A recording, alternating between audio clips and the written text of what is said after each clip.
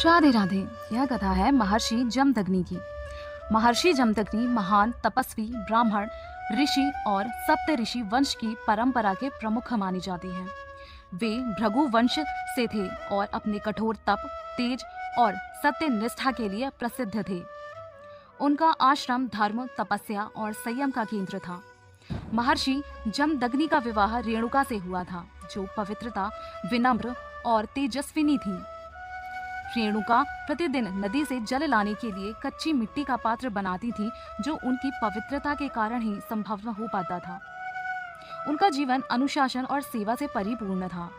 जमदग्नि और रेणुका के 5 पुत्र थे, जिनमें सबसे छोटे परशुराम थे।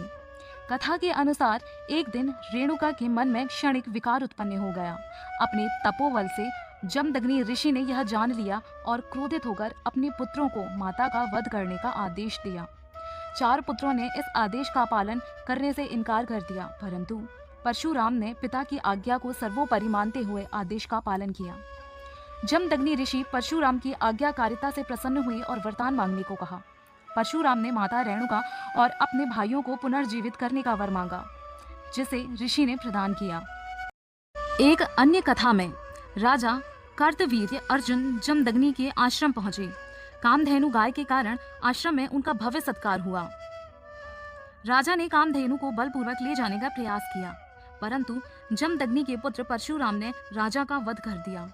बाद में बदले की भावना से कार्तवीर्य के पुत्रों ने जमदग्नि ऋषि की हत्या कर दी।